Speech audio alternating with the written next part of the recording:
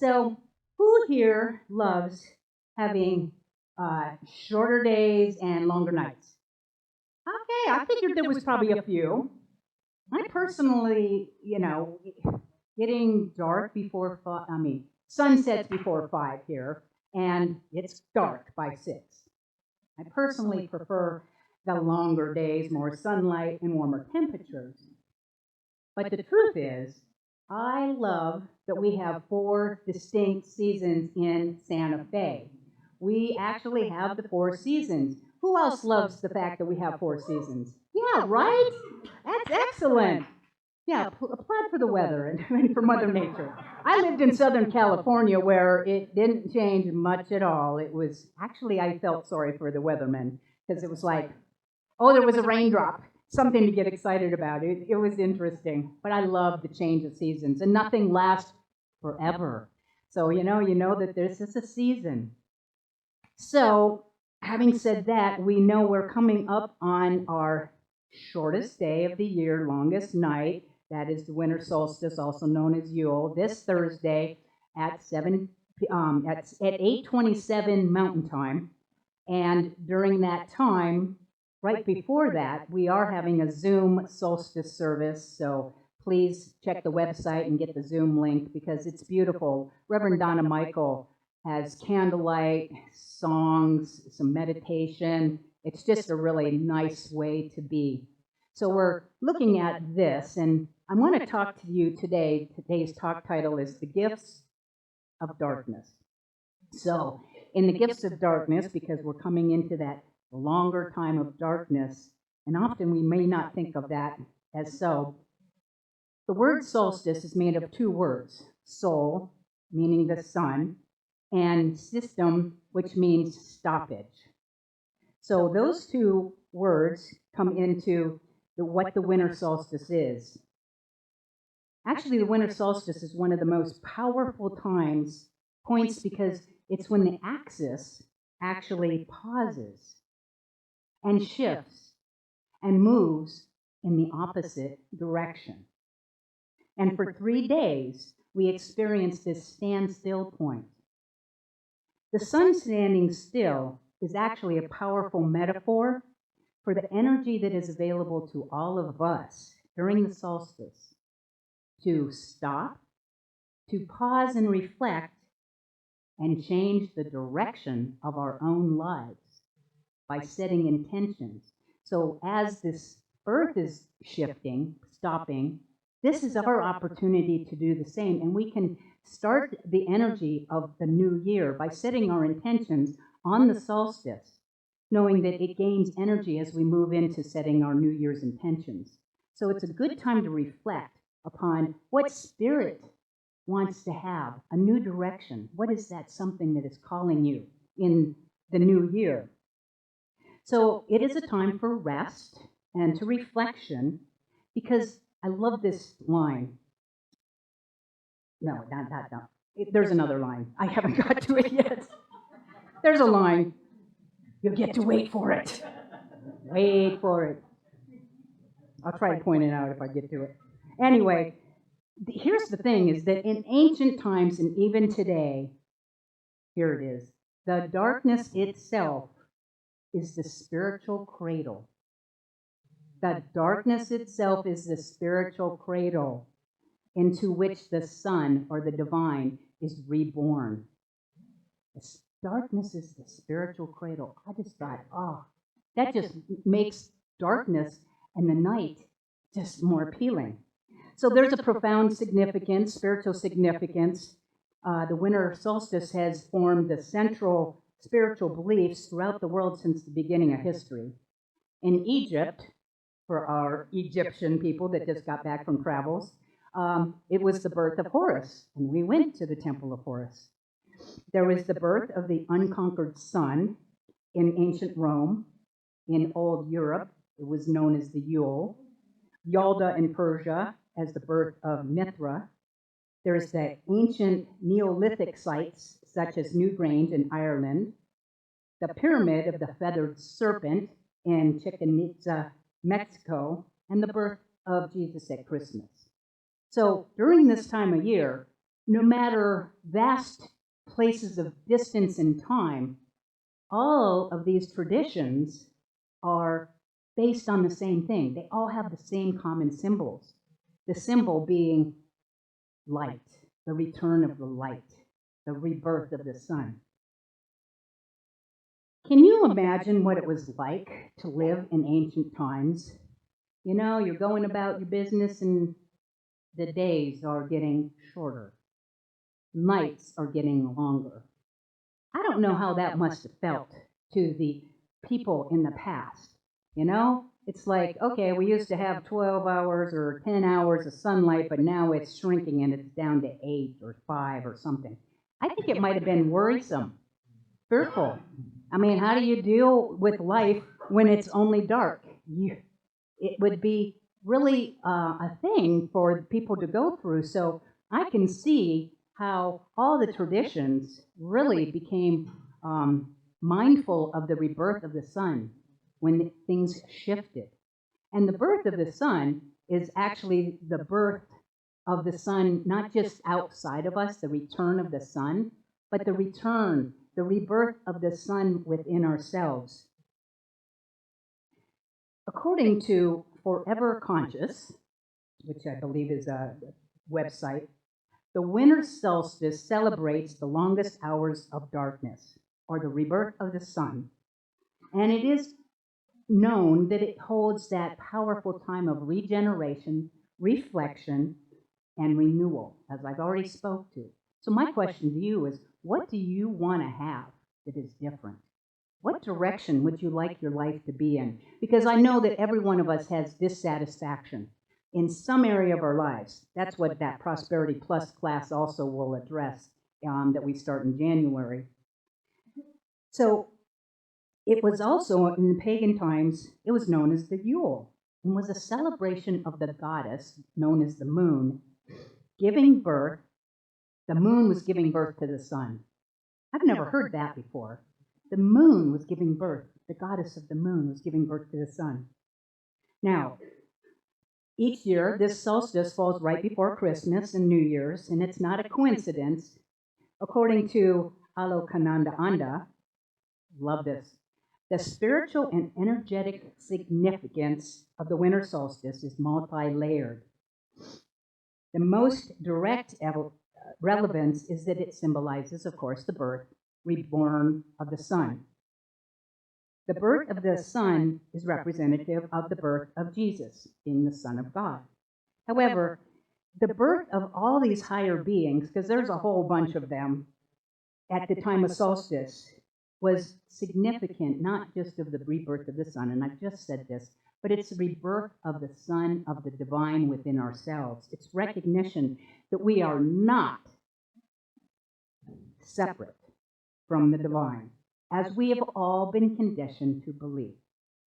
You know, in many traditions, some of them say, well, you're born a sinner, and you are separate from God, and you need salvation. And in New Thought teachings, which aren't really New Thought at all, they're based on ancient spiritual teachings, universal, but the New Thought teachings of today, recognized as Unity, Science of Mind, or Centers for Spiritual Living, and Divine Science. We teach differently.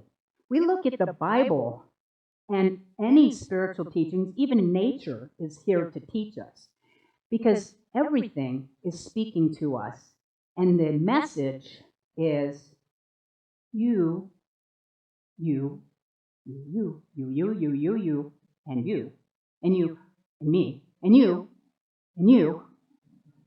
We are the divine. You are the divine. We weren't given that message. We hear it in unity.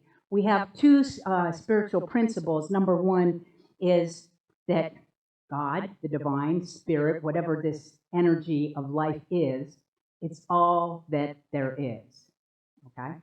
And then we say, well, because it's all that there is, then I am, and you are, and we are all unique, individualized expressions of the divine.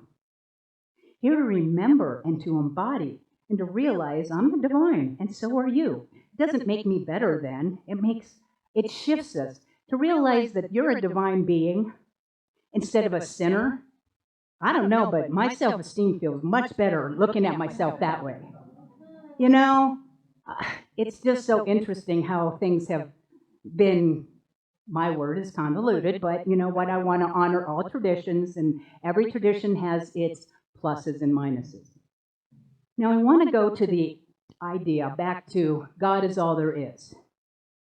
And we often say that God is the light, God is peace, God is joy, God is beauty, God is wholeness, God is beauty and love and all this, right? Now, because God is all there is, excuse me, does that mean that, what about darkness and fear and death and war and illness and violence? God is all there is. How does that even make any sense? Would you like to know? Good answer. So, in the human experience, which we are all in, we live on this horizontal line of perspective of polarities. There's good, there's bad, there's right, there's wrong. There's, am I doing bad or good over on this side? Light and dark, up and down, right? There's polarities. It's good and bad, right and wrong, dark and light. There's life and there's death. There's fears and, no, that's on this side. Anyway, the reason why I get confused is because this line, we're going to do something with it. That horizontal line of human perspective, we're going to take it and we're going to turn it to the vertical. This is the human perspective, polarities. This is the spiritual perspective. It's a one, and it's a continuum, okay? This changes the whole way to look at it. There's higher vibrations and lower vibrations. Darkness, there's no such thing as darkness. It's the absence of light. It's less light. And anything that is, and it's everything is vibrational. Life is vibrational. The chair you're sitting on, the floor, the building, everything is in a vibrational state of being. And we have higher vibrations and lower vibrations. We're coming from either the higher vibrations, which they're all aspects of love, light and peace and harmony and beauty and joy. That's the vibration of love. And then we have the lower vibrations of fear, of doubt, of worry, of sadness, of anger. We have these lower vibrations. When you're in a lower vibration, or someone's in a lower vibration of being, emotionally in any way that are showing up, it's a call for love. We're either coming from love or lower vibrations, it's a call for love. So when you're in fear, to ask, or someone is in fear, what is it that you need? Because we want to raise the vibration. Everything is on a continuum, right? Light is just the absence is where you apply more light to the places that are absence of light. It's an absence, it's less of something, it's less peace. What is war? Less peace. If there's chaos, it's less order. So everything is in a continuum, so we can say God is all there is. There is a lower vibration of the divine, and how can I raise the vibration of the divine into that higher expression of itself? It's either calling for love or it's coming from love. So the question is, what is calling you to experience more love in your lives? Looking at these, and I want to look at the idea more of darkness, because it's got an energy around it. And I was thinking about, what are the words that associate with darkness? Depression, denial, disappointment. Come on, give me some D words, because they're usually D words. Death, disease, despair, disaster, desperate. See, I find it very interesting that D words kind of vibrate into that D darkness. Everything has energy. There's no coincidences really in this idea. So with darkness, there's also, I think of it as when things are dark, I can't see as well, right? I can't see in the darkness as much as, but bringing light in. So we tend to want to avoid darkness. Listening to all those words, being depressed, desperate, disease, death, it's human nature not to want to be in those spaces of low vibration, because that's what I believe darkness is. It's simply low vibration. And how do we raise up? So the energy, darkness, I like this, because we actually, how many of you have done shadow work? Some of you have. To recognize that there are gifts in the darkness. If we're willing, if we avoid the darkness, it's not going away. Actually, to be able to enter into the darkness. I like this reading. It's about, again, winter is about going within. It is that time where we can really touch base and look at honestly. Because if you ignore it, it's not going anywhere. It's when we bring our attention to where is the darkness in my life. I have experienced, my wife passed December of last year. I have done so much work. I did 2 different grief recovery classes. I've been doing my grief work, and I have to be honest with you. I chose to be in my sadness and in my grief, and something has shifted because I have been willing to go there, not to avoid. And I'm more at peace than I've ever been. And so it's just interesting to reflect upon myself as to how being with the darkness, the lower vibrations, isn't a bad thing. It's actually the spiritual cradle where we can become enlightened. We can find that peace. But not going there, it's not shift us. We can't become enlightened without understanding that darkness and low vibration is a gift. There are gifts to be found. It says, why do we spend so much time suppressing and hiding our darkness, low vibrations?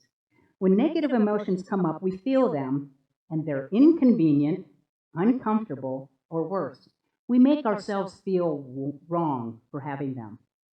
'Tis the season to be jolly, fa la la la la. I personally kind of don't like that song because I don't believe it fits for everyone. But I have something more to say about that in a bit. When we fear our own darkness, we cut ourselves off from the essential source of our personal power. Okay? There is power.